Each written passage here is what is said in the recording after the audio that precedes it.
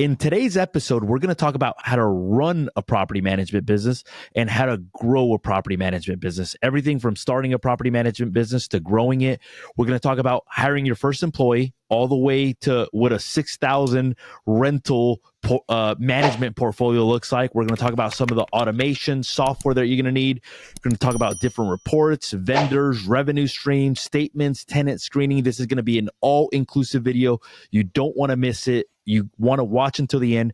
To help us with that, we have Tony Cook. He's a chief operating officer of Bay Property Management, who manages close to 6,000 rentals. So welcome to the show, Tony. How are you? I appreciate you. I'm doing pretty good. I can't complain. We got some nice weather on the East Coast here, so life is good. So let's get started with this, and I'll just start off from the beginning.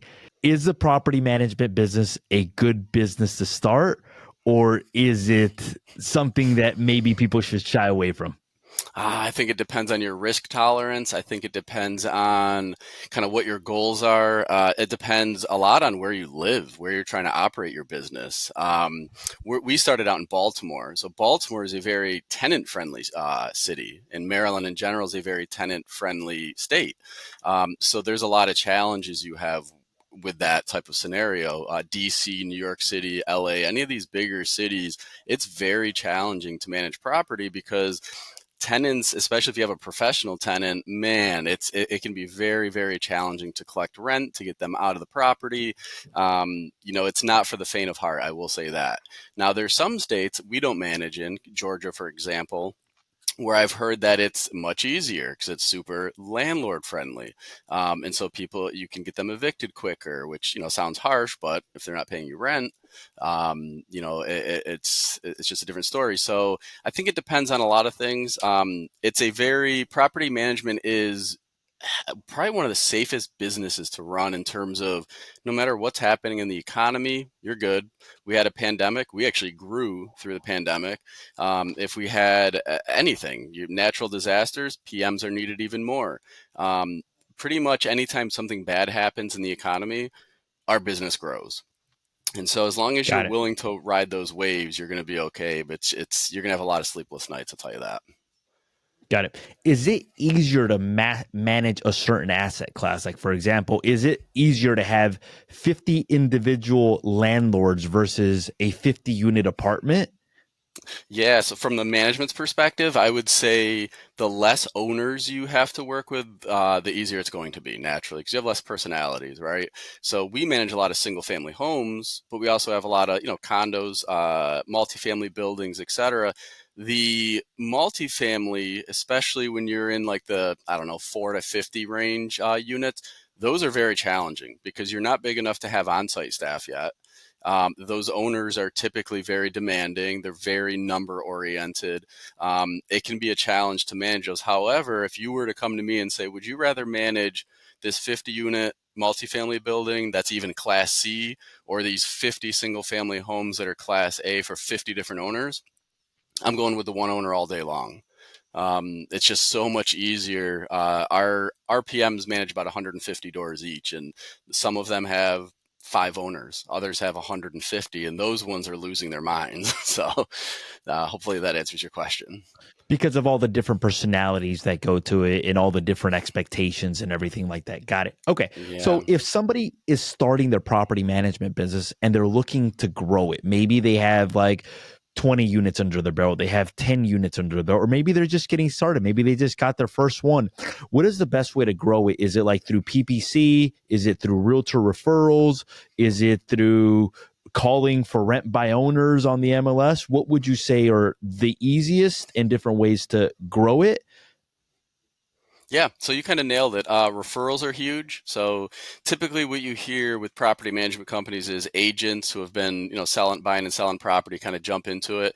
That typically doesn't mesh very well. You kind of want to stick in one of those lanes and become an expert at it. However, in order to grow, hopefully people that can kind of help get you started. Pay-per-click is basically what got us to like 1,000 doors.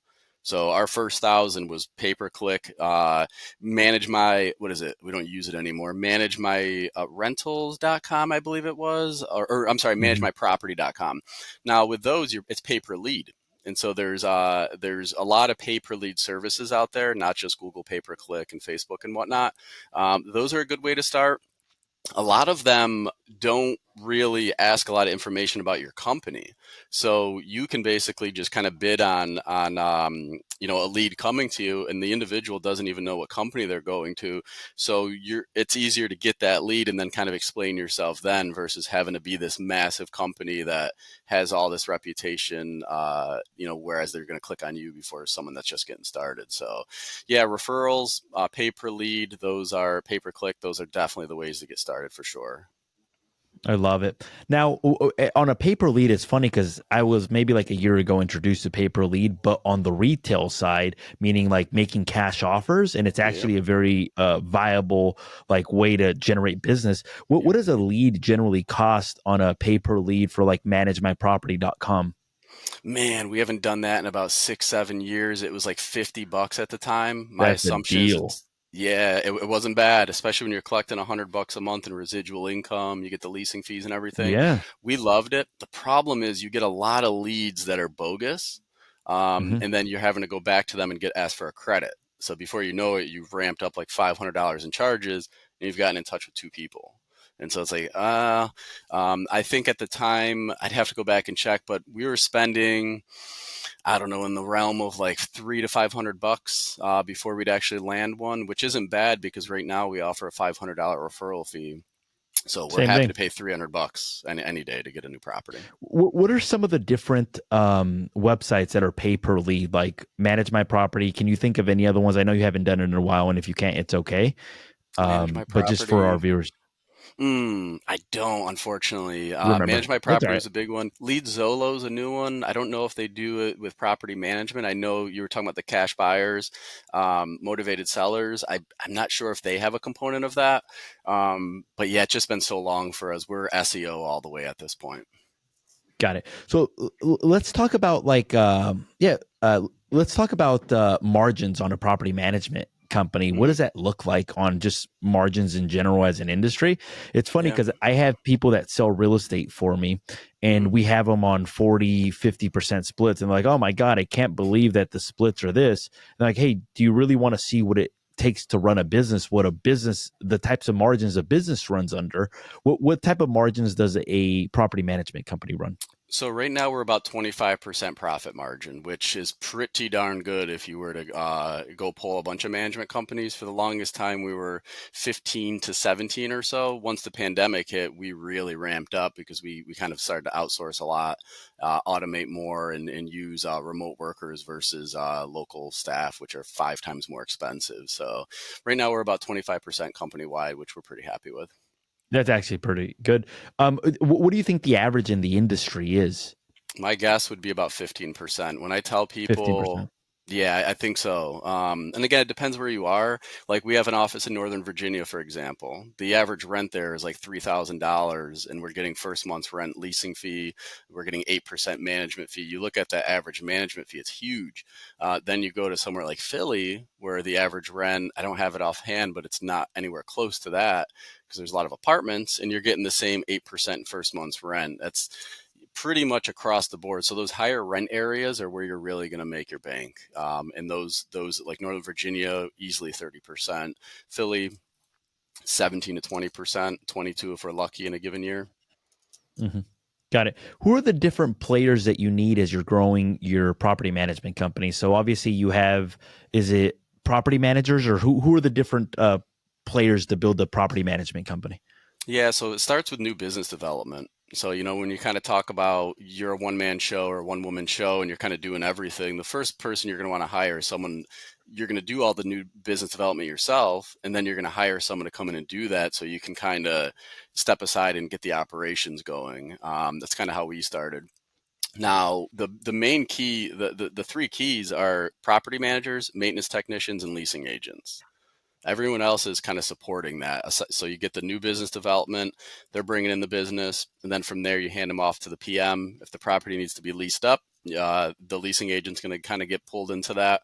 And then maintenance is kind of always available for turnover work, service calls, inspections, kind of whatever you need. And then from there, you kind of branch out. You're going to need accounting, IT, recruiting, just kind of depends on how big you are.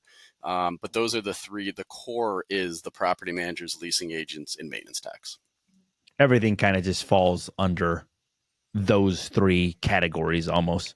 Yeah, and we kind of see it all as supporting the property manager. I always tell our PMs, we have, I don't know, 40 or 50 of them now. You are the nucleus. You hold everything together. You're the direct point of contact for the owners, tenants, vendors, you name it. Everyone else is kind of supporting you. So it's, you need to have really good PMs and, of course, good agents to lease the properties, and they're hard to come by. How do you do PMs? What's the role of a PM? Like, what does a PM typically do? Yeah, so I think it's going to vary by company and kind of how big you are and kind of what you expect from your team. For us, over the years, it's kind of we've taken a lot of work off their plate. So go back 6 years ago, they were doing everything. They were in the office, they had keyboards behind them. And so anytime a vendor came in, they'd be the ones to grab the keys. It's kind of, let me actually break it down easier. Think of like a multifamily building, like a 500 unit multifamily building. You go into the leasing office, you see agents, you see admins, you see techs, you see all these people. The PMs in our model, they were all of that for their 150 to 200 properties. Then as we continued to grow and the demands of people, owners started to become more and more, like they wanted more communication, more things tailored to them. At a certain point, it's like, okay, property manager, you can no longer do the court filings. You can't manage keys on the board anymore. You can't do your own renewals anymore. And so it largely now is like 80% maintenance. So they're, maintenance coordinating nonstop, sending vendors out, our in-house techs out, getting photos, approving invoices. When a property is turned over or we get a new piece of property, they're responsible to kind of get it rent ready for move-in and all that. So a lot of it is maintenance and compliance these days. And then, of course, delinquency follow-ups as well. They're almost like the quarterback, basically. Exactly. They're basically like looking at the leasing agent saying, hey, like, what can we lease it for? How long is it going to take? Communicating that back to the owner. Hey, what work needs to be done? Communicating that back to the owner as well. Yep, exactly. Yep. So the maintenance tech will go out, inspect the property, send the report in, and then the PM kind of dissects that and gets quotes and then sends it all to the owner and says, hey, here's your report. Here's the photos. I got quotes for all of this. We can do it in-house for this. We can outsource it for that. Here's 2 quotes. And then, so they're very much remote, and, the boots and eyes are the agents, the vendors, and the techs for them. What are the fees typically like for a property management company, like for some of the different services, and what are some of the different revenue streams that management companies have? Yeah, so typically it's going to be 8 to 10% of the monthly collected rent you're going to get. So of course, if your rent's just $1,000, you're collecting $80 to $100 a month just on the management fees. Typically, again, depends on the rent amount. First month's rent to lease up the property. It's pretty common for realtors as well. Maintenance income. So depending on what you charge, where you are, your in-house team should be profitable. That's a profit center. Renewal. A lot of companies will charge renewal fees. Each time we renew a tenant, it's usually about, I don't know, $150 to $300, depending on your market. Usually it's a percentage. We tend to do flat fees in most of our offices. Vendor referrals. So, a lot of people ask about maintenance markups. Well, what we do is we actually, quote unquote, ding the vendor. So instead of dinging the owner, like, hey, the bill's $1,000, we're going to charge you, $1,100, $1,200, whatever. We actually charge that fee to the vendor, and we tell them, hey, look, this is essentially you don't have to market, and we're going to send you hundreds of thousands of dollars worth of work every year, and they're willing to kind of pay that, and then so we get a pretty good profit off of that as well. That's the main ones: your property management, your leasing, your renewal, and your maintenance. And then there's a bunch of like small ones in there as well. Got it. What about the maintenance? Like, is it better to have it in house, or is it better to outsource it completely and just kind of pay a referral? What's best in terms of like efficiency, like in terms of something gets called? What's best in terms of viability, and what's also better in terms of revenue as well too? Yeah, in-house all day long for all of it. So in-house, three of our offices have all in-house with vendors on backup, just in case our guys are too busy. One of our offices has no techs, and when we purchased that company a few years ago, they had no techs. We tried it. In the area, it's Northern Virginia. The area is so vast that it was just outrageous for us to go from like Fairfax all the way down to Woodbridge and just all the way west to Sterling and whatnot. So depending on your market, I would say 90% of the time in-house is the way to go, unless your territory is just so vast. At that point, you want to find local vendors for that particular town, zip code, area, what have you. Having in-house is much easier to control. You control the schedule. So if a property manager gets a call with an emergency, they can call the tech and be like, hey, stop doing that job right away, go to this job. Versus if it's a vendor, you got to call them, hey, do you think you guys can do this job? And they're going, oh, we're already there. And then it kind of becomes this like conversation versus just, hey, jump and do it. So yeah, the controls there. The profit margin is much better with in-house techs for sure.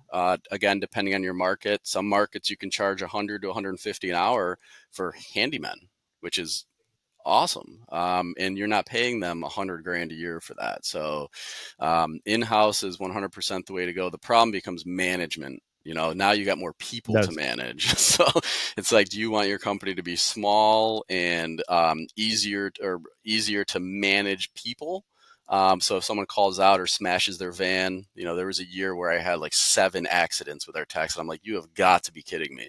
So I was dealing with insurance like every other day, it felt like.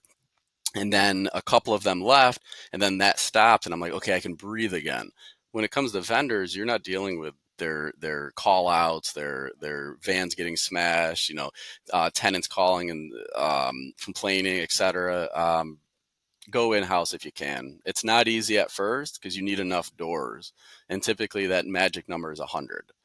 So until you get 100 doors, you're going to be using a lot of vendors. And the problem is when you have 30 doors, what vendor is going to cater to you when they got the company over here that's got 500, 1,000 doors? It's very hard in the how do beginning.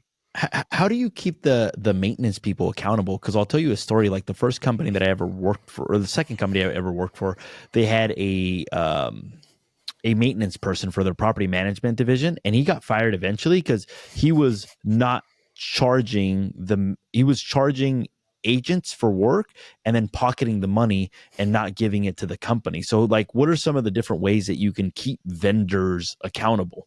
Yeah, so separation of duties. So let's first talk about the in-house techs. So they don't do their own billing. They never did.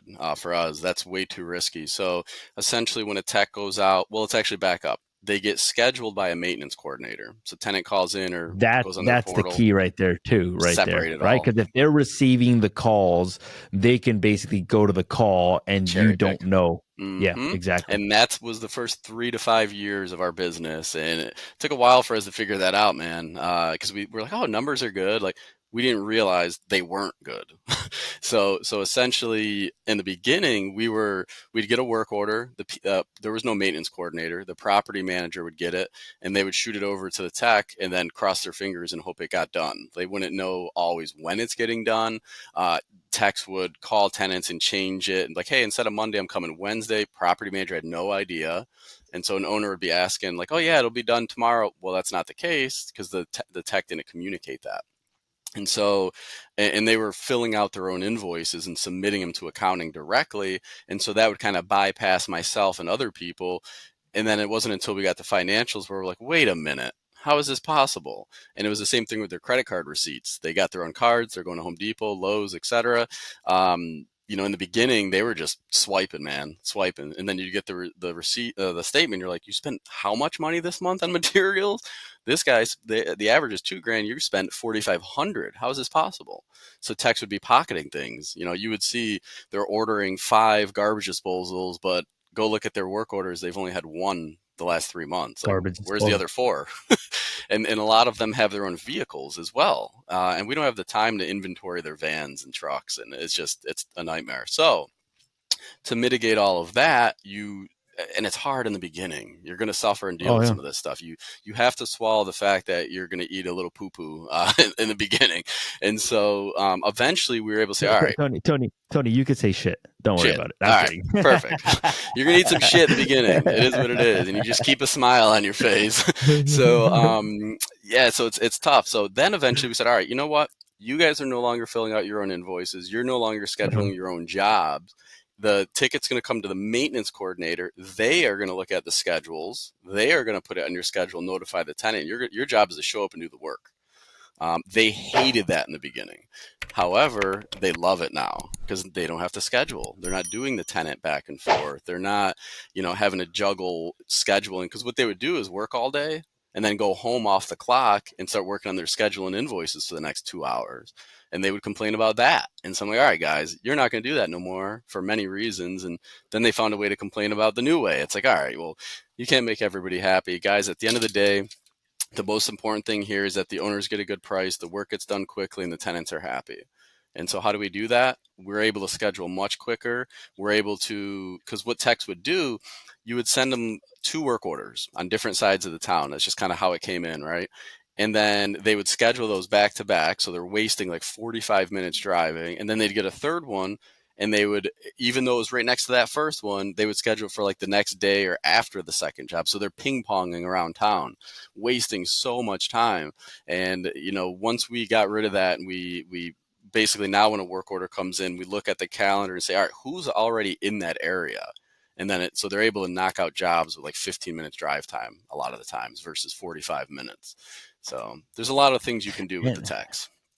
And who's paying for the, like, are they still going to Home Depot, or how does that get managed now?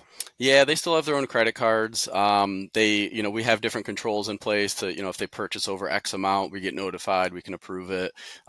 They're still managing their own inventory. I'm sure there's still some skimming, but it's not noticeable. It's Oh, really not making a big impact on us. We do random audits. So that's one good way to catch some of this stuff. But yeah, largely they submit all their receipts to accounting at the end of the month, and accounting is dissecting every single receipt, and they're comparing it, now that we have auditors, to work orders and saying, all right, it makes sense that you purchased this because that job is exactly what needed that. And so they can kind of correlate that and say that makes sense.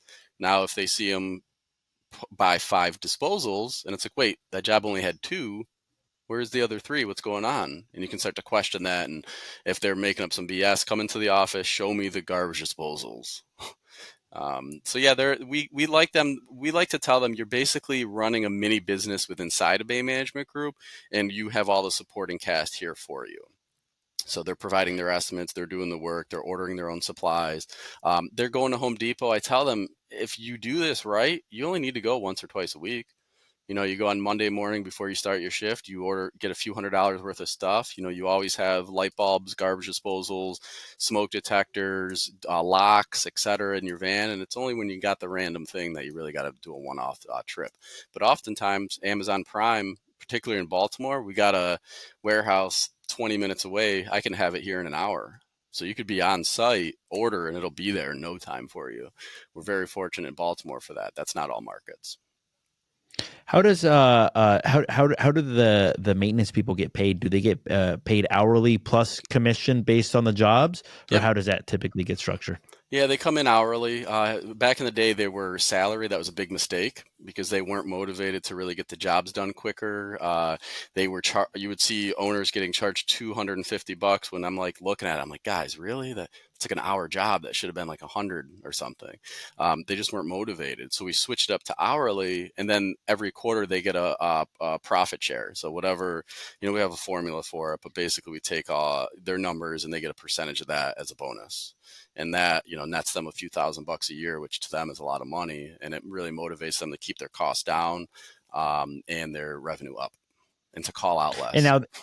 now they're basically keeping track of, like, hey, look, like, it's almost like their owner mentality because it's based on the Exactly. profit, not based on the revenue or the amount of work that they're doing. So if you were Exactly. to do it based on how many jobs, it would almost be like they would look for things that are wrong with the property to fix. That Yeah. would mean more costs for the owner. So how you incentivize them is actually important. What about like software? So I use something like we have, and I was telling you off camera, like about 100 units between my dad, my sister, and myself in California. What about we use Appfolio, but I'm just using Appfolio to collect the rent. I'm not using it for almost anything else, basically. So, what is the best platform to use, and what are some of the things that like a software can do? And then we can jump into like automation, like how to do some of the different automation that you guys are doing. Yeah, we use Appfolio too. We've been an Appfolio customer since 2012. And so long before they went public, man, long before their fees got outrageous, long before they had these what's news in the platform, basically like every other day coming out with something new. We love Appfolio. Their customer service, if you go on any Facebook page, people will complain about them. They're fantastic for us. Again, we've been with them, 12 years now. Yeah, Often it's funny, we know Appfolio so well as a company and as a platform that oftentimes we don't need to go to support with things. We actually teach their support stuff sometimes because we've used it for so long. We're like, hey, did you think about this in the report, etc. So we're big proponents of Appfolio. It depends on kind of when you talk about which platform to use. Buildium's out there. There's other platforms that are similar that do different things, that syndicate different for leasing, that have better accounting functions, etc. It depends on what your goals are and how much you're willing to pay. In my opinion, Appfolio is the best out there. Now, I'm sure some people are cringing right now because they're like, oh my God, their service sucks. I hate them. That's fair. You're probably managing the 100 doors. And that's great. 100 doors is awesome. But they're not going to give you the same level of service. They're just not.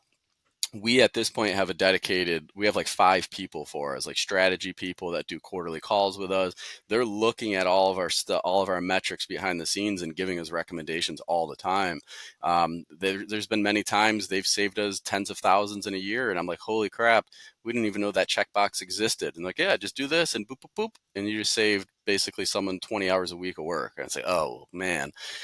So we're very connected with them. The downside and the upside, depending on your perspective, is that Folio wants to be a one size fits all solution.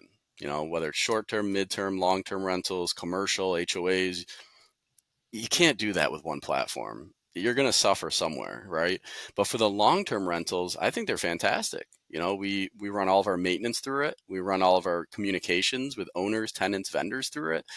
We run all of our accounting through it, pay all the bills and whatnot. All the reporting's in there. All the inspection reports are in there. Basically, we run everything out of Appfolio. It is our Bible. got it. So it's basically like if you know how to use it, it's a great platform. The main thing is just learning how to use it and Yeah. being a pro at it, basically. Yeah, and That they don't play nice historically with other platforms. So I'm not a tech whiz by any means. Open API or whatever, like connecting with other platforms, they're terrible with that. They know it. They're improving it. There's other platforms where you could basically like, hey, I can get this property management platform.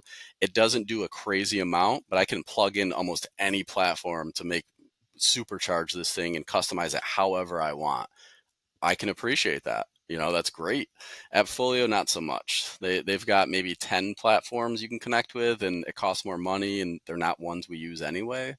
So what they're trying to do is create this one solution where you don't need a DocuSign, you don't need a CRM to manage new leads, you don't need some like a syndication platform for leasing. You don't need any of that stuff. So anytime they catch wind of another company coming out and kind of doing something, like, we're just going to do that in house and then provide that to you and charge you more. So it's annoying because every year our bill goes up, up, up, up. But at the same time, we're dealing with one platform. It's doing everything we need it to do. And they listen to us at this point. When I call, they do stuff. And it's pretty exciting to see that this massive publicly traded company actually listens and makes changes all the time when we call. So That's unbelievable. I forgot to ask you, like, what do you guys do with like calls at night? Like, let's say Yep. somebody like has a water leak at 2 in the morning, or somebody's light bulb goes out at 3 in the morning. Like, how are these done at nighttime? So I'll kind of give you the history of this in 30 seconds or so. So back in the day, our PMs did it. And so you'd work all day, you're exhausted from the day, and then you got a rotating phone. So every week You're a new PM kidding. had the phone. And so it's like, I'm fried. This is my week. Oh my God, don't make any plans. If you happen to be sick, can someone else take the phone, etc. It was an issue. Then we switched it to the maintenance techs because they can kind of troubleshoot really well on the phone and not have to actually go there. And then if they're on the phone, they can just go as well. Same thing. They worked all day. They're tired. We did this for years. They'd complain about it, but they liked the extra money. They'd get a few $100 a week, whether you got one call or 12.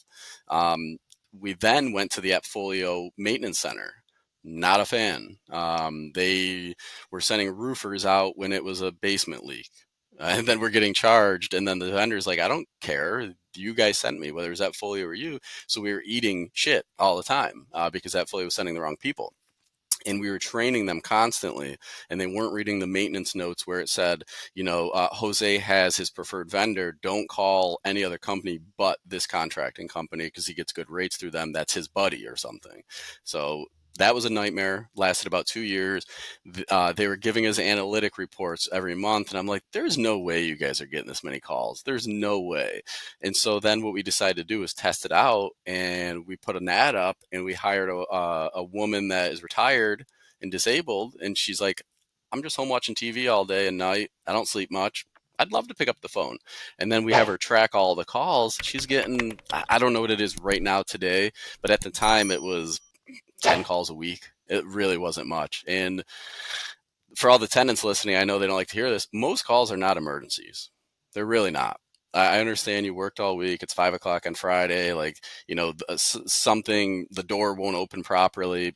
That's not an emergency. If it can lock and close, you're good until Monday. So they're not even dealing with a whole lot. Now, when we get heavy rain, snow, whatever, oh yeah, that becomes a nightmare for them because it's one person. And that we've stuck with that model. So now we have two people, both retired. It just happen to be retired individuals that were like, I just watch TV. I'm home. I got my dogs. My spouse passed away. I'm lonely, whatever. I'd love to, talk with tenants, and they have no problem sitting on the phone for an hour, just chit chatting with a tenant, and tenants love it. So yeah, we split it up between the offices. Two offices take one, the other two take the other, and then if they need to take a vacation, which is pretty uncommon for them to, we just plug in somebody else within the company to do it for that week, and then we just pay them like And then I they don't know, I just think it's like coordinate it again. Sorry about that. yeah, I think we pay them like $300 to $500 a week, depending on the office. But yeah, they're using Appfolio. They're reading the notes. They're basically doing what a property manager would do during the day at night. And I know we talk a lot about the 2 a.m. toilet leak call. Those don't happen that often. They really don't. No. It's no, a toilet leak at 2 a.m. Now, other leaks, sure. But it's pretty rare that one of them is up at 2 in the morning, just like dealing with an issue for like all until like 5 in the morning, 6, and just like exhausted the next day. It doesn't really happen that often. Now, we're fortunate that our vendors are very good and vetted that essentially they're like, hey, what's the problem? Okay, here's a few troubleshooting things. Didn't work. All right, cool. I'm going to dispatch ABC company.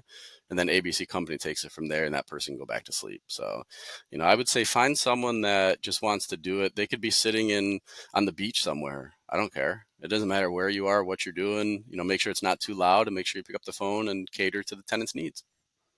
It could even be like a virtual assistant on a different time zone. Like, I know I've had virtual 100%. assistants like in the Philippines.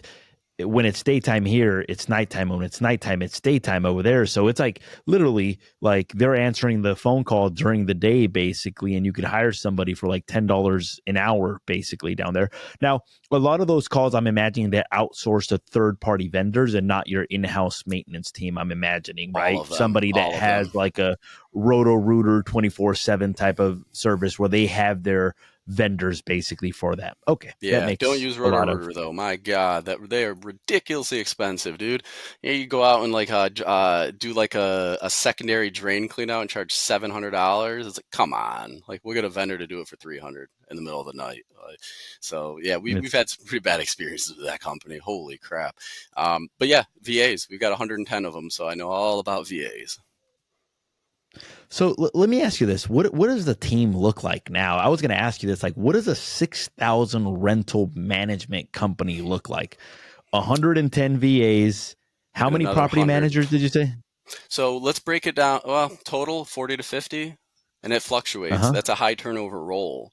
And we have absolutely done everything in our power to mitigate that, and it's gotten better. But at any given time, you've got like 3 to 5 p.m. starting and 3 to 5 leaving. It's just like a constant. Wow. The average tenure is right now 26 months. We've been tracking that for the last few years. Historically, it was probably, you'd be lucky to get one to last a year because the way things were being handled, the costs that we had before COVID with having to pay them 80 grand a year. It was like, man, we need you guys to do a lot for 80 grand a year. So it's very, very challenging at the time. Are most PMs in house or any of them like outsourced like to VA people? Almost all of them are, well, in-house, meaning employees. We've got one per office locally, and then that Uh, person, we're always going to keep one per office locally in case they need to like go to a property, in case they need to go to court, in case an owner wants to come in and meet with a PM, even though it's not the one that manages their property, but they can look up in the system and see everything. Other than that, the property managers are almost all in the Philippines and Mexico. And now so, in days, basically. yeah, as of No, like 4 years ago. Yeah. that's awesome. And And then they're good. is the 110 VAs included in that 40 to 50 PMs, or is that separate? That's Yeah. included basically. Yeah. So basically, like I said, the three main departments, you've got your maintenance, each office of the four, we've got 4 to 6. So why don't we just call it, I don't know, 20 maintenance techs. And then you've got your leasing agents, which they have to be locally on boots on the ground. Each office has about 5 to 6 leasing agents. And then you've got your maintenance, or I'm sorry, your property managers. Each office has anywhere between 10 and 15. I think one might have 17 right now, but two are leaving. And then from there, again, you branch out. Each office has a new business development manager. Each office has a receptionist, which they are also in Mexico or the Philippines. And they speak perfect English. You'd probably have no idea, and they're fantastic at what they do. You've got your accounting team, there's like 23 VAs there and two locally. And then you've got, your recruiting team. They're even in the Philippines, recruiting other Filipinos. Yeah, it's almost all remote. Our marketing team is, I don't know, 5, 6 people and all remote. Um, yeah. You got some people in office for various different things, but largely our company, if you walked into our main office before COVID, it was packed. We were like elbow to elbow, like a lot of water cooler conversations, etc. We knew all of each other's business. Nowadays, you walk in there, it's like crickets. There's like 5 people in there, and it's like you can like hear And everything echoes. and everything's getting done. How Everything's do you getting keep done. them how do you keep them accountable? Like and I'll tell you this cuz in California the minimum wage is continuing to go up, and I Oh saw yeah. this maybe like 5 years ago. And what I realize is it might for a smaller business be unsustainable to have everybody in house at some point just because the costs are going up higher than the revenue at some point. So Yeah. I said I'm going to start outsourcing things. So we started outsourcing uh, jobs to Mexico, to the Philippines, just different things. But it came with challenges as well too. So it wasn't like this is going to be great, this is phenomenal. It came with challenges. So Oh yes. what tips would you say for somebody looking? Maybe they already own a property management company, but they're looking to go from a 17% profit margin to maybe a 25, and that may include outsourcing some things, automating. What kind of tips would you say for managing VAs? Are there any platforms that you guys use to manage them? Oh yeah. And then also like where to find them as well too, because I that's kind of been a little bit of a challenge. We just hired a lead manager for us, phenomenal, but it's a third of the cost of what one locally would have been. Yeah, yeah, absolutely. So Hubstaff is one example of something we use if you're familiar with that. It basically is a platform where they log in each day and it keeps their time, but it also takes screenshots of their computer every like couple minutes. And so at any given point, you could go into Hubstaff, drop down and pull up anyone in the whole company, only the people you manage. I can see everybody, but you can go in there and click and see exactly what they're working on. You can see if they're managing their emails properly. Um, We do not micromanage. I want to be clear about that. It sounds crazy, right? And a lot of the staff, when we first put it in place, was like, so you're just going to be watching my screen? No, I don't care if you're on Spotify. I don't care if you're on YouTube. I don't care what you're doing. Just make sure your job's done. That's all we care about. I'm on YouTube. I'm on Facebook. We all do it, right? We're texting our parents, like we're checking in on our kids. Okay, right? In the Philippines, they were very, very afraid of that at first because they're like, oh, anytime I slip up, you guys are going to fire. No, we're not. I don't care if you're doing that stuff. Now, one time I caught somebody applying to other jobs and like bad mouthing our company. So I was like, you know, I only discovered that because there were other issues happening that we're a suspect. We're like, okay, we've got owners complaining, we've got tenants complaining, my accounting team's complaining, like where there's smoke, there's fire. Something's going on here. So that prompted us to go to hub staff. Let's see what they're doing. And they had purchased, there's clickers you can buy on Amazon or whatever that basically will make it look like you're doing things on your computer. But it's easy to catch it. It's like you have a 90%, I forget what it's called in the system. I'll just say busy rate. I forget what it's called. But how is that possible? That means you are clicking, scrolling, or doing something 90% of the time. You're a superhuman. That's not possible. Like you're going to burn out 8 hours of doing that. Are you kidding me? So Hubstaff is really, really big for seeing screenshots. It also connects to maintenance techs' phones, so you can see their location of where they are. And so if you get like a report of I don't know, the tech never showed up. Yeah, they did. I can literally see it in the system that they drove there. I can see how they got there. They parked in front. I can see it all. So Hubstaff is really good.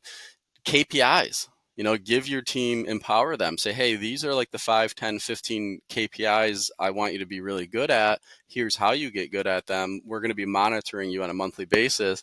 And they have one-on-ones with their assistant director of property managers every single week or 2 weeks, depending on how long they've been here. And they're kind of reviewing that, looking at, how's your delinquency? How's your vacancy? How's your work order turnaround time? Like, how many owner complaints have you had? We're very granular with the data, and we use it to empower them, basically. So that's I like the love it. key. That's the key ways, and honestly, just not being a dick. Like I say that, I'll just be cool. Be. Your staff should love you. If your staff doesn't love you, they probably hate you. So just be cool. If someone's mom dies, don't make them use PTO. Like that's craziness. I hear what companies are doing. I'm like, wait, so your mom died and they're making you use up all your PTO so that basically when you're done grieving and come back, you can't take time off? That's lunacy to me. So if you just treat people good, and I had to learn this years ago, I had to learn this. Just treat them good, they're going to do good. It's really that simple. How does somebody find talent like in the Philippines or Mexico? What are some tips there? Yeah, so that was, man, when COVID hit, we had no clue. So what we did initially was went to agencies. So there's Anaquim, there's Rocket Station, there's Staff Virtual. There's no shortage of agencies out there. You just Google virtual assistant agencies, they're going to come up. Those were the three we tinkered with. A couple are still here. There's pros and cons to that. The pros of hiring an agency: you don't have to do all the recruiting yourself. You're not posting the listing. You're not interviewing. You're not scouring 1,000 resumes. You're not having to screen them, which is huge. And then some of the agencies put them through like a boot camp before they actually allow them to start at the agency. So they kind of know they can type fast. They know they can communicate well, all that stuff. That's great. They also will charge you. We found this out. They'll charge you like $10 an hour, and you're thinking the VA is getting maybe 8. No, they're getting like 3. And so the margins they're getting are outrageous. And so when we found that out, we found that out because a bunch quit on us in one day. We had like 4 quit. And it's like, whoa, what's going on? Like we thought everything was good. They found out how much we were paying that company and what they were getting paid, and they demanded more and didn't get it. And so it's like, all right. And so then you start to say, do I need agencies or do I not? And so basically what we did was looked at all the agencies we used. We don't know internally what they're doing, but we can see from our perspective what's happening. We're just going to do that in-house. And so we went out and hired a guy that was recruiting for 10 years at another firm and said, hey, we want you to do what these companies are doing, but just for us. And he was able to do that with my help and a few others' help. We got him up and running, and he's got a few assistants now. And, we're getting a lot of leads from LinkedIn, ZipRecruiter, Indeed, and then specifically for the Philippines, onlinejobs.ph is a really good one. They have like profiles for staff members, and it's not like Tenants where you can't. We all want this database where you can go and see like tenants that got evicted or that were problems. Illegal, not happening. You can do that with VAs in the Philippines. They have different laws, etc. So I can go on there and be like, Jose's had 4 jobs in the last. Oh wow, these 2 hated him, but this guy liked him. Let me call those 2 guys and see what was going on there. And so you can basically, there's none of this like in the U.S. where they call me and say, "Hey, can you tell me about so and so that worked here?" Yeah, I can tell you they worked here, when they worked here, what their title was. That's all I'm giving you. I'm not trying to get sued. So with onlinejobs.ph, it's a really good way. You can leave comments if someone screws you over. They screwed you. Go in there, make sure the next person doesn't get screwed. So that's a good one. What about in Mexico? Any good ones in Mexico? Because I've known about the online.ph. But what I like about Mexico for us, it's that it's the same time zone. Basically, it's almost like difference. It's like 2-hour window. It's So in the Philippines, it's like we had somebody from the Philippines where they were working at night when it was day, so we switched her over to now she works during her time zone versus ours. But I could tell, like, when she first started doing it, she was getting headaches and stuff, and I was like, and lack of sleep, so I was like, that wasn't. So any tips for Mexico? Mexico, a lot of our leads come from Indeed, Facebook groups. There's a lot of Facebook groups, not just for Mexico, but for anywhere. But Mexico specifically, there's a lot of Facebook groups for people looking for jobs. The key for us is locally, almost nobody speaks Spanish. So we tried it prior to that, but then now our receptionist for Baltimore, who happens to live in Mexico, she's unbelievably good at what she does and such a team player. She goes into the Facebook groups for Mexican candidates and speaks Spanish to them, and like kind of can I don't know, gauge them much better than we could. Right? Obviously, they need to speak English and speak it well to communicate with a lot of our owners, but having that connection is huge. And we have a lot of supervisors in Mexico now and in the Philippines. So now you got a bunch of Mexican folks reporting to a Mexican supervisor. They love that. Not that they don't like us, because I think all of our supervisors do good, but there's something about, it's almost like you're working in Mexico with Mexican people. Now we're still here, where you're still working with us, but we saw a big difference when we started promoting folks in those countries. That the teams will tell them more, right? They would hide things from us, and I oftentimes didn't know why. They were just like afraid to get fired or something on things that were really silly, to be honest with you. But they're like, we don't know you guys. We never lived there. Like, we hear people in the U.S. are dicks. Like, that's true. At times we can be. We all can be. Especially in the Philippines, it's set up such that my assistant is like she's a godsend. She knows everything about Filipino and American culture. She knows how to relate to both sides. She has found a way to kind of merge us and give me information. Like, Filipinos are very family oriented. They're very holiday oriented. If you don't ask them about their family, if you don't ask them about how'd your holiday go, they see that as a sign of disrespect and that you don't like them. And they're afraid to speak up too, even on silly things like, I need 15 minutes to go to the bathroom. Like, they won't tell you. They'll just disappear in the middle of something. It's strange, but having that connection has really helped us a lot. Got it. So basically, what I'm hearing from you is a property management company can almost be ran virtual for the most part if Yeah. you have the boots on the ground type of people, like Yes. that. Basically, like if an owner wants to come in or whatever, how many people would you say for a 6,000 person company that you need? Like, do you even need an office location? You do for Google. That's like the biggest thing. If we didn't have Google, well, let me think of this. I don't want to give I'll give you a few reasons why you kind of need an office location. One, tenants dropping off payments. So 95, I think it's 97 actually, percent pay online. However, if you're under eviction, for example, or you've bounced so many payments online, you're now certified funds only. And so a lot of tenants will drop off money orders in our Dropbox. When they move out of the property, they need to deliver their keys, their key fob, their garage door opener, whatever, our mail. So all of our mail comes to one central location, and it's like this every single day. Mail. Oh, and then check scanner. So we have two people in accounting, and there's a check scanner there, so they're constantly getting the checks and all, like utility companies, water bills, gas bills, all that stuff. Someone's got to. You can't send that to Mexico, the Philippines, et cetera. And we definitely don't want that going to somebody's house. But the biggest thing is Google. If you want to Google my business page, you got to have an office location. They're going to check everything, make sure you're legit. When companies are looking you up online, I'm sorry, you're an investor, when you look a company up online and you see their address is 123 Smith Avenue in a residential neighborhood, it just doesn't sit the same as this company in Mount Vernon and Baltimore and like a high rise or whatever. Like they're a legit company. There's more legitimacy there, I feel. Got it. So basically, like, how often do landlords want to come in and meet with like a property management company? And if so, Very you have rarely, one man. person, there basically that's not their property manager. Or does that ever come up where they're like, I want to meet with my property manager? And it's like, oh, your property manager is actually in Mexico. Does that ever come up at all? Or is that in my head or? Rarely, So pre-COVID, new business. So when we would bring out a new owner, I would say, and again, my new business guys, I don't have the data, but I would venture to say 1 in 10 maybe wanted to come to the office, sign paperwork, meet people, tour the office, I'll make sure we're legit, all that. Now, oh my God, I stopped going into the office a while ago. I think I went like 2 years straight without seeing an owner at all, or a tenant, or all you would see is vendors coming in to get keys and drop off keys and whatnot. So it's extremely rare now. I would say our biggest concern going the VA route was how many of our clients are going to be like, what the hell? Like jobs in America, or what is this nonsense? It's happened, very, very rarely. The Northern Virginia office definitely is the one that gets more of that.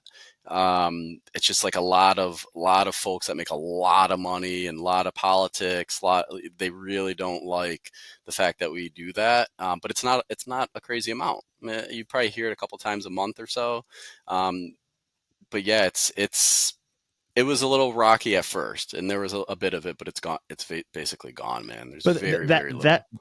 that's the way to kind of keep the margins in a way where it actually makes sense for you guys to run the companies basically, because Yeah. otherwise, like with wages increasing over the next couple of years, that 25 could turn into like 10%, which means that for every $100 in revenue you're keeping 10, or for every dollar you're keeping 25 cents now, the way that it is. So I wanted to ask you this: you have a 1% eviction rate advertised on your website. What is the key to having a 1% eviction rate? Or how does somebody make it so that the people that they're renting properties to are actually good paying citizens? Yeah, so good question, man. That is like the key. So when you talk to an owner that has placed their own tenants and dealt with just the worst, they didn't screen them properly, they owe them 6 months rent, they're a tired landlord, they just want either manage my property or I'm selling it, etc. It's all about the due diligence. Some people take it a little bit too far. I've heard, not management companies, but I've heard owners say, I want to go over and have dinner at their house before I'll allow them to be my tenant. And I'm like, really? Like that, it's kind of a lot. I would not move into your property, and I have an 800 score and never missed a payment in my life. That's just nonsense. That's too invasive for me. Um, so the due diligence is important, man. Fair housing laws, you got to stick to them. A lot of owners will say, "Oh, well, I'll just accept that." Even though that's not your requirements. No, you got to really stick to it. Put it this way, our owners that bring in tenants that already they placed have a 12% delinquency rate at our company. Our tenants that we placed without that is like 4%. It's small, and of that 4%, less than 1% actually get evicted because our team has resources. We're calling them. We're not being douches about it. We're calling them. We're being polite. We are literally explaining how you can get caught up. And some people will give you their bank statement. Some are like, I just don't know how to manage money. Like I get paid, I spend it all. would you mind letting me kind of help you with that? Like our PMs are pretty good about that, not because we care what you're spending your money on, but hey, your rent's one of the most important things you got to do. Making sure they have good credit scores is important. Keep an eye on bankruptcies. My opinion, recent bankruptcies are your best tenants because you can't go bankrupt again for another 7 years. They're going to pay. They don't want to go through that again. Looking at criminal records, looking at their income, how long have they been at the job? Did they just get out of college and just start? That's not really enough for me. I want a cosigner. I want double deposit, something like that. So your screening is critical. That's like if you don't get it right in the beginning, you're in for it. And then you just made a property that was easy to manage a nightmare for yourself. And again, back to segregation of duties, our leasing agents and realtors that place tenants do not screen them. We have an application processor that could care less if they get approved or not. And so the agents will fight with her and say, well, what do you mean? Nope, they're denied. Fair housing, we're sticking to it. I'm sorry. You got to find another tenant. Now, these agents would happily place that person in a property because they don't have to deal with the delinquency afterwards or the headaches. So it's kind of separating all the things that create conflicts of interest and staying diligent with our supervisors are all over delinquency. We don't miss a filing. We're filing right away. We're following up. We're getting late fees in there. We're setting up payment plans. There's a lot of work when you have someone that's behind. It's not easy. And then you guys have boots on the ground, somebody that delivers the notice or whatever, and the PM is managing all that. Got it. Yep. Okay. So there's one person per office that does all that stuff. Got it. Another thing that you guys advertise on your websites is 23 days to lease units, which I was looking at your website and it's just like 6,000 units management. Okay. They're a legit company. Less than 1% eviction rate. Great. Which means that the people that they're going to get in my property are more than likely going to be paying their rent. Absolutely. And then 23 days to lease a unit, which these are like the metrics I would imagine are important to landlords. So if a landlord goes on your website, they're like, I want to talk to this company and I want to interview them. How do you guys get it to 23 days to lease a unit? Oh man, there should be, I don't know if there's a asterisk under that. If an owner stays out of our way, I always want to say that, and I say that politely. I'm sure some of our owners may even be listening. If you let us do our job, we will get you a good tenant fast, and they will pay rent on time. The moment an owner inserts themselves and they want to like negotiate and do all this nonsense, that 23 days turns into 40, turns into 60. Setting realistic rent prices. I cannot hammer that away enough. If you want for $3,000 a month, it doesn't matter. The market will tell you what you're going to get. And so when you hear an owner come on board and they're like, well, my mortgage is $2,800, I have to get this, you're not getting that. So it's all about being realistic up front. Look at these other 6 rentals that have been sitting for 30 days that are 500 less than what you're asking for. So it depends a lot on motivation. But if you price the property right, you have good photos, a good description, that thing is going to move pretty quickly. With us, we at Folio syndicates like 60 different websites, Zillow and so many others. The moment we post, we're getting leads. Like it's very, very quick. If the property is underpriced, we're getting even more leads, and that tells us, oh crap, we should probably increase the price. Or it's a rough area where you're just getting so many unqualified people. They're just desperate to move anywhere. And we're not that company. Like we're going to follow protocol and, we've got an obligation to our owners. So the other key is turnover work. So when a tenant, we show properties, this is actually important. We show properties that are tenant occupied. Some tenants don't like that, but if you give us notice to move out at the end of June, middle of May, we're marketing that property, we're bringing tenants through, et cetera. And oftentimes we're pre-leasing it before they even move out. And so you move out on June 30th, somebody's moving in on July 14th. And so come July 1st, we are already in there doing the inspection, getting the turnover work done. When owners want 7 quotes for a $800 turnover job, that can really hamper things. And if a tenant ultimately decides, the 15th comes up and it's not ready to move in, they can just cancel the lease and get their money back. And then boom, now you just went beyond 23 days by default. So, marketing the property early enough, getting it syndicated to 1 million different websites, pricing it right, having good quality photos, which we use photographers for. Matterport is really good for virtual tours. You can take dimensions of spaces to make sure your couch fits, et cetera. That's all good stuff. So that's how we do it. I love it. It's interesting because we do not use the at folio rental portion to advertise, but I remember I think we might have used it one time and I didn't even realize that they syndicated to that many websites, you know? Oh So like, yeah, that's powerful. yeah. It's one of my What favorite things. metrics I was going to say that to you. So what metrics and KPIs do you guys track for your business? Like what are the most important metrics that you guys track? Oh man, there's so many. So it depends on. Let me just think in What- purely of importance. So we have a lot of metrics for the management of the properties, like for the owners, like in terms of delinquent. We just talked about a few delinquency rate, critical. Are our tenants paying rent on time? We're looking at that every month per PM. We're looking at trends, et cetera. We're looking at vacancy rate. How often are these properties going vacant? How quickly are we leasing them up? Work orders. The number one reason tenants move out of properties is because they're not getting the work done timely. You're putting a ticket in, you got a leak in your house and it's taking a month. That's unacceptable. So we look at work order turnaround time. So there's a lot of things around leasing and maintenance for sure. Rent collections, a lot of KPIs around that. And then with our business in general, yeah, different ROI metrics, profit margins, profit per door, revenue per door, things of that nature. And then we have even stuff for like recruiting, like looking at our staff, like how many PMs are we hiring until one sticks? What's the average tenure of our people? If you want to run a good management company, you need good people because it's a people business and you need them to stick around. And so look at a lot of metrics around your staff. How do we compete or how do we compare against other companies in terms of what we're paying them, how long they're staying?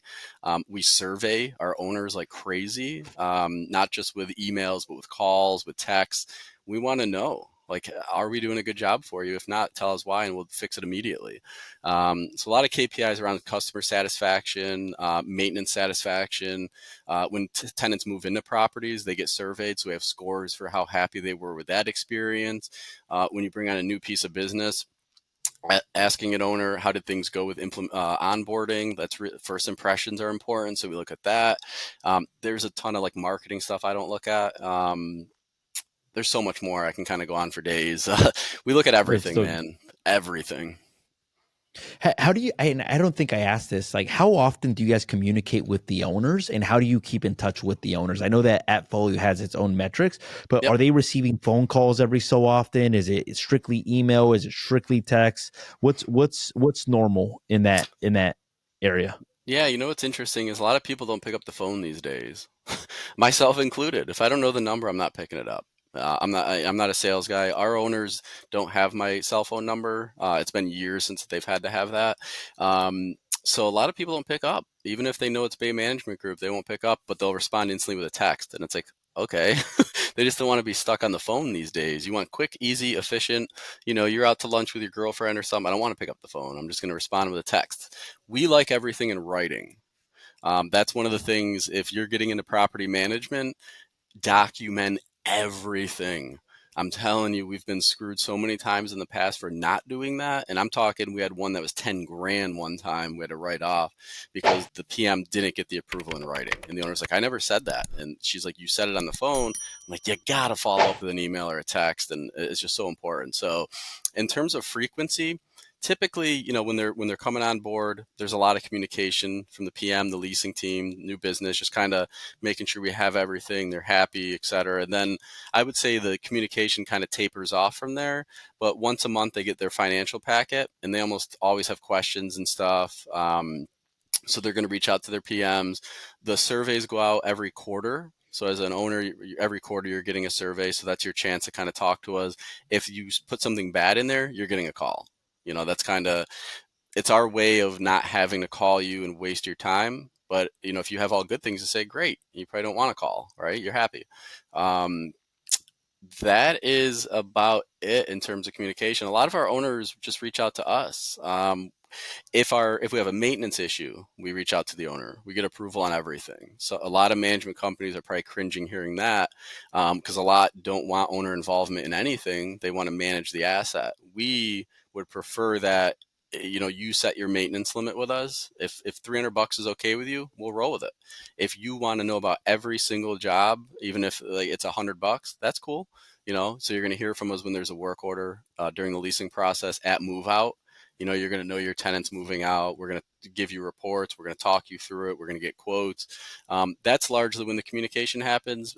There's not a whole lot of proactive communication on the phone. That's pretty rare, unless you're an owner that has like 100 doors, which we have a few. Those ones we definitely cater to and check in on and whatnot. So we're talking about getting a customer success person similar to Appfolio that literally your full-time job is to call, take our 6,000 owners. Well, it's probably like 4,500 owners, but you're going to take them and you're going to just literally go down the list and call. So every couple months, you're probably going to get a call, and it's them. Hey, how's everything going? Is you like your property manager treating you good? Do you have any concerns with our maintenance? Your reporting? Do you feel like we're doing a good job for you? So same thing on the survey, but hearing a voice. And if they don't want to pick up, they don't have to pick up. Yeah, that's pretty much it. What about for tenants? I noticed that like a lot of the property management companies, when you look up their Google business page, most of the negative reviews are not from owners, So they're funny. from Yep. tenants. So Mm-hmm. like how do you keep tenants happy besides doing work on their property? Or is there anything additional that you guys do to keep tenants happy? So that's a really good question, man. Google, so you're 100% right. If you go to our company's reviews, 95% of those are tenants. And what I will say about that is you're never going to make everybody happy. I worked in fast food when I was a teenager and young adult in college. And believe me, I was the nicest, kindest, most generous, helpful person. And every once in a while, I get screamed at and I'm like, it's a burger. Holy crap. Like, I'm going to go get you a new one. You can't make everybody happy. Tenants have different the way the world's going now. I feel like people want things done yesterday. So if you put that work order in for a leak and we're not there tomorrow, you're probably already upset. You're already upset because there's a leak to begin with. It's not our fault that the property started the leak, but you're like mad at us. That stuff happens. I just got out of work on a Friday at 5. I'm exhausted. It's been a long week, and I come home to my fridge not working. All my food spoiled. They're furious. They're worked up. You got to de-escalate them, and kind of, hey, we're on your team here. We're not enemies. We're all working together in this thing. We want to help you out and take care of that for you. And problem is we can't make all the decisions. Like we can't say, oh, we're going to pay for your food. We're going to replace the fridge ASAP. We're going to get you a mini fridge in the meantime, make sure you can get through the weekend, etc. But some tenants are like, I had like all this porterhouse meat in there. Like I just lost like $600 worth of food. Some owners will go to them and say, here's what happened. Like, oh, credit them the whole 600, no problem. Others would be like, that's their fault. And I'm like, what?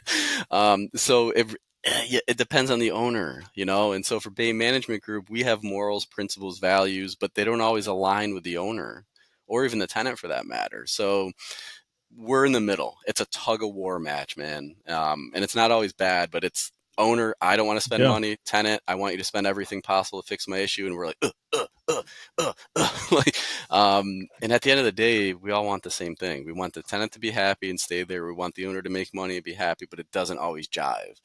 Um, so And you those have to be okay reviews, with that. you have to be okay with that. I used to get really upset. I would say 8 years ago, probably. I see a bad review and I'm turning red, and I'm like, "What's going on, guys? Our customers." And then I start to ask the team, and I'm like, "That 10 is so unrealistic. Oh my god!" So people are, and I can be unrealistic at times. I don't go to Google with it, but we can all kind of get worked up and deregulate ourselves and just go off on a tangent. That's okay. We're human, but don't bash a company online about it. So what I think is really important as a company is that you go to those reviews and you respond eloquently to them. Hey, we did everything we could. Here's the timeline of everything that happened. You as an owner, when you go to look at those, that's what you want to see. Okay, that was a tenant. They were bitching about whatever. Bay Management clearly did all of the things that I thought were appropriate. I can get on board with this company. If some companies I've seen, they go on there and they start blasting the tenant, it's like, nah, that's not how you handle things, man. That as an owner, I don't want to see that. So that's deal with the reviews. If you see a management company with all 5-star reviews, it's bogus. I'll tell you that right now. That's all friends and family. You want to have Yeah. maybe like a 4 to a 4.3, and you're doing damn good with a 4.3. And that's realistic and that's expected. Got it. I love it. All right. So this is the last thing I wanted to talk to you about. Yep. And I appreciate obviously you spending this time Yeah, because of course. it's helpful for me and it's helpful for other people. I have friends that are like, hey, look, I'm considering starting a property management company. And I ask them, I'm like, are you sure about that? And the reason I asked them this, and it's funny, I just had like deja vu with you right now, like where you smiled when I said that. But I wanted to ask you, okay, is property management highly litigious? And like, what can somebody expect, like in terms of litigation, like from in terms of getting in property management? Man, And by property. litigious, I mean lawsuits. Yeah. We get sued. I get a weekly report. There's like 10 of us in the company that get a spreadsheet from our legal team, third party. They're not in house. And there's probably 25, 30 cases on there at all times. We're always being sued. Um, 90% of the time, we didn't do anything wrong. We trip and fall incidents, right? So vendor, tenant, anyone, a prospect, you're showing the property, they trip down the stairs and fall and get hurt. Those happen. Not as common, but they happen. Mold issues come up, where we didn't even know there was an issue. I don't like to use the word mold. I probably shouldn't have said that word, but fungi, Moisture. moisture.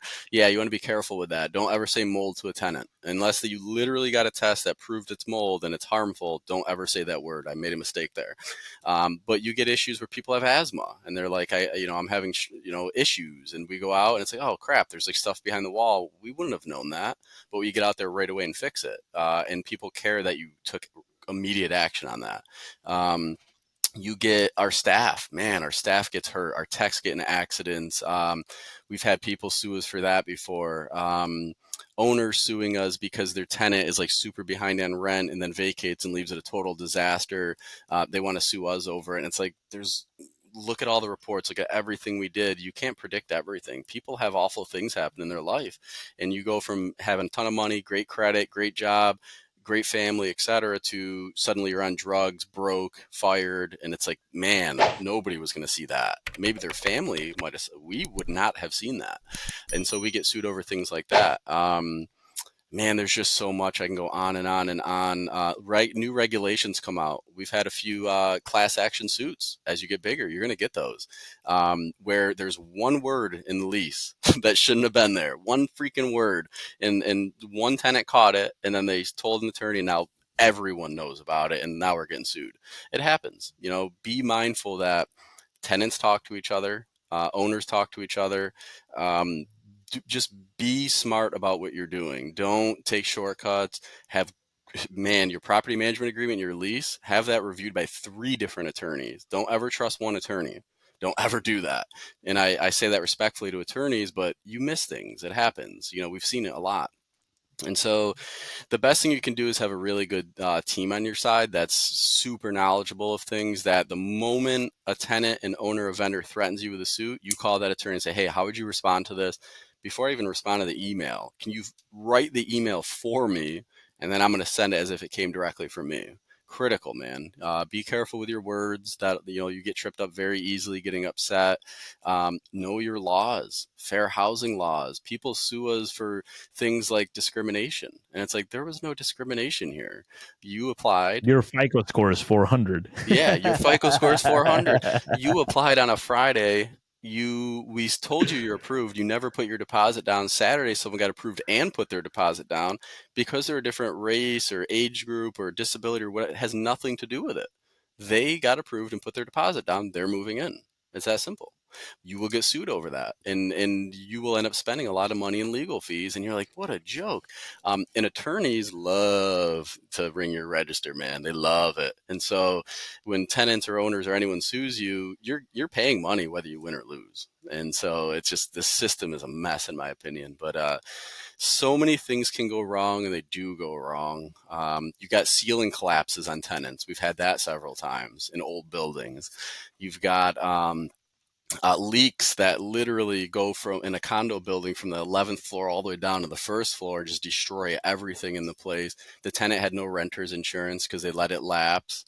And then the owner's pissed at us because, like, how could you possibly let it lapse? We knew it lapsed. They're in violation of their lease. We can't force them to get the insurance.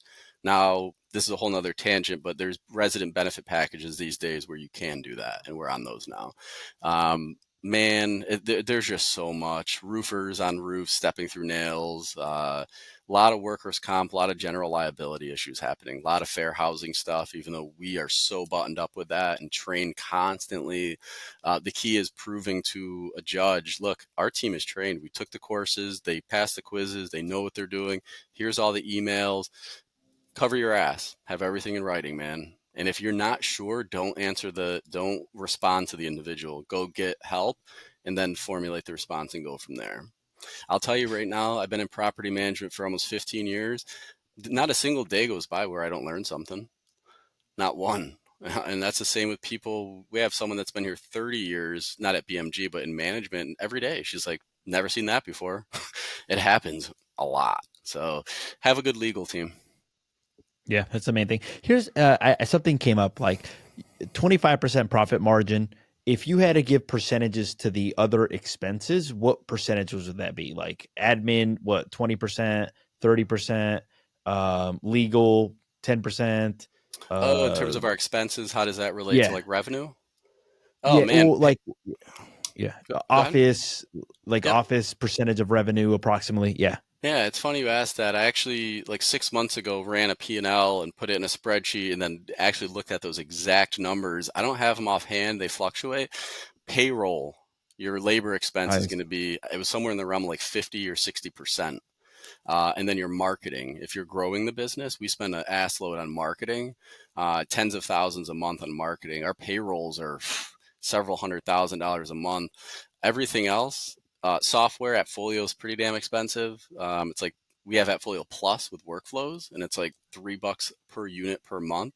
So that's like $18,000 a month just in AppFolio, which is Yeah. crazy. When I first started, it was like $1,000 a month. So yeah, software, marketing, and payroll are the big boys. Everything else is small. Like legal, it's probably like 2%.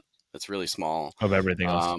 Yeah, it's really small. It's mainly payroll, marketing, and that's the big ones. Everything else is Yeah. nominal. Nothing to really I, d- balk I at. did mine too recently, and most of it, or a good percentage, was admin as well too. That was like when I saw that, I'm like, okay, like I'm like, there's nothing I can do about that. It's like that is what it is, you know. It's people run your So business, and that's yeah, why when COVID hit, we're like, whoa, we're going from paying 80 grand per person to 20. Holy smokes!